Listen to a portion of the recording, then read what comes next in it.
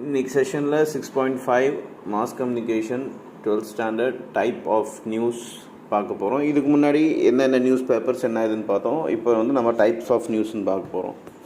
வாங்க டாபிக்கு போகலாம். Given below are headlines that appeared in the day's newspaper. So கீழே கொடுத்துருக்க டாபிக்ஸ் எல்லாமே அன்றைக்கி நாளில் ஒரு நியூஸ் பேப்பரில் பப்ளிஷ் ஆகிருக்கு. அது என்னன்ட்டு நம்ம பார்ப்போம் ஒன்றா.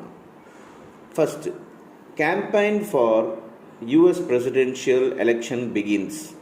அதாவது யூஎஸில், யுனைடெட் ஸ்டேட்ஸ், அதாவது அமெரிக்காவில் பார்த்தீங்கன்னாக்கா பிரசிடென்ட் எலெக்ஷன் வருது. அதுக்கு கேம்பெயின்னா பிரச்சாரம் பண்ண ஆரம்பிச்சிட்டாங்க அப்படின்னு போட்டிருக்கு. இது ஒரு headlines. Second, the prime minister of India to address the nation tonight.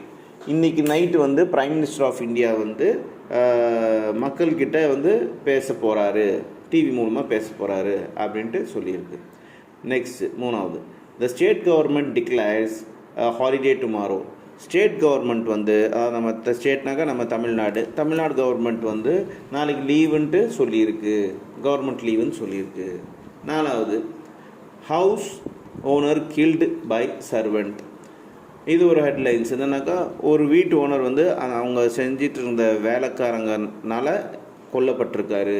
அதாவது வேலைக்காரங்க வந்து அந்த ஓனரை வந்து வீட்டு ஓனர் வந்து கொண்டுட்டாங்க. இது headlines. So 4 types of headlines கொடுத்துருக்காங்க.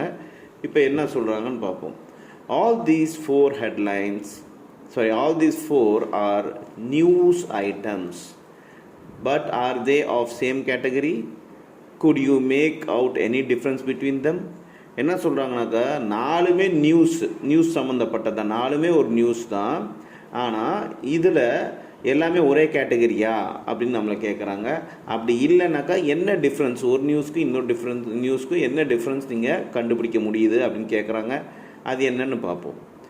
We can categorize these into 4 different slot respective. So மேலே கொடுத்துருக்க 4 ஹெட்லைன்ஸும் பார்த்தீங்கன்னாக்கா 4 விதமான கேட்டகரியான நியூஸ்ன்னு சொல்லிட்டு 4 ஸ்லாட்டாக பிரிக்க முடியும். என்னென்ன அப்படின்னா, ஃபஸ்ட்டு வந்து பார்த்தீங்கன்னாக்கா அமெரிக்காவில் வந்து பிரசிடென்ட் எலெக்ஷன் நடக்கிறது வந்து இன்டர்நேஷ்னல் நியூஸ். இன்டர்நேஷ்னல் வெளிநாட்டு நியூஸ் அப்படின்ட்டு, ஏன்னா அது ஏதோ ஒரு நாட்டில் நடக்குது. ஸோ அது இன்டர்நேஷ்னல் நியூஸ். தென் பிரைம் மினிஸ்டர் வந்து இன்றைக்கி நைட்டு மக்களிடையே பேச போகிறார் அப்படின்னாக்கா தட் இஸ் நேஷனல் நியூஸ். அது நம்ம நாட்டில் நடக்கிற நியூஸ், அதனால் அது நேஷ்னல் நியூஸ். அப்புறம் மூணாவது, ஸ்டேட் கவர்மெண்ட் நாளைக்கு லீவ் வந்து அந்த ஸ்டேட்டுக்கு டிக்ளேர் பண்ணியிருக்கு அப்படின்னாக்கா that is regional news. Regional நியூஸ்னாக்கா அந்த ஸ்டேட்டுக்குள்ளே நடக்கிற விஷயம் தான் ரீஜனல் நியூஸ். அடுத்தது 4வது பார்த்தீங்கன்னா, house owner killed by servant. ஒரு